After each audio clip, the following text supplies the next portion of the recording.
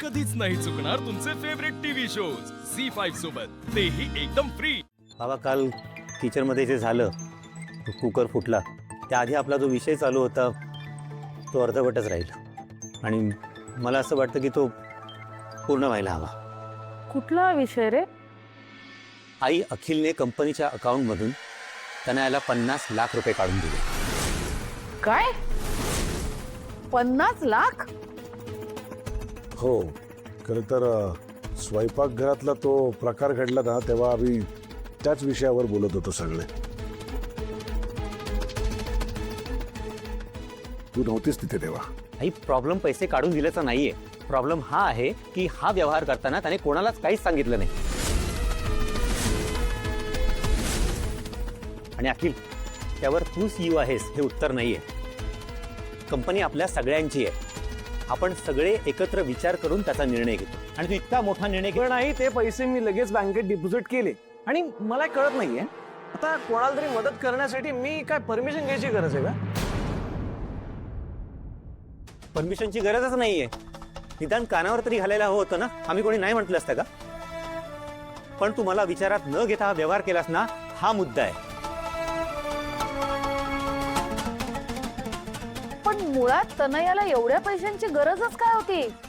नाही आई, तनयाला नाही, विशाखा मावशीला हवे होते। विशाखाला? असो, जे झालं ते झालं। मला फक्त एवढंच म्हणायचंय, तशी आकाशने अखिलच्या आधी ही पोझिशन मला ऑफर केली होती। त्याचा काय संबंध? आणि तू तेव्हा नाही म्हणाला होतास ना, आता काय तुझे विचार बदलले? असं समज हवं तर। पण हे जे काही झालंय ना, ते मला मुळीच पटलेलं नाहीये। मला जितकी आपल्या घरातल्या माणसांची काळजी आहे ना, तितकीच आपल्या कंपनीची सुद्धा आहे।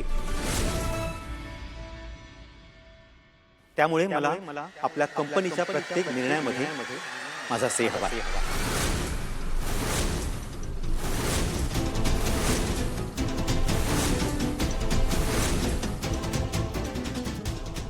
आकाशने आणि मी इतक्या कष्टाने ही कंपनी उभी केली आहे, त्यामुळे या कंपनीतली प्रत्येक गोष्ट मला कळायलाच हवी। इथून पुढे कुठलेही ट्रान्झॅक्शन मला विचारल्याशिवाय केलं जाऊ नये। आणि म्हणूनच मला अखिलच्या बरोबरीने कंपनीचा जॉईंट सीईओ केलं जावं असं मला वाटतं।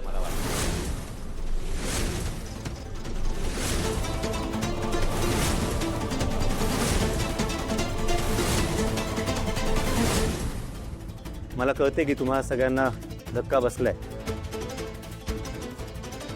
तुम्हाला विश्वास बसत नसेल की मी असं का बोलतोय, पण मी पूर्ण विचार करूनच हे बोलतोय। आणि जर मी कंपनीचा जॉईंट सीईओ होणं मान्य नसेल तर मग एकच पर्याय आहे, आपण वाटण्या करूया।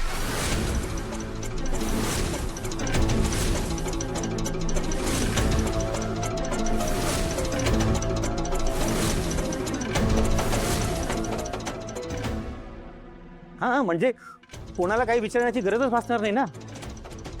मी माझा छोटा बिझनेस माझ्या पद्धतीने करेन, पण हे असं विश्वासात न घेता परस्पर निर्णय तरी घेणार नाही कोणी। झी5 ॲप डाउनलोड करा आणि पहा सर्व एपिसोड्स एकदम फ्री।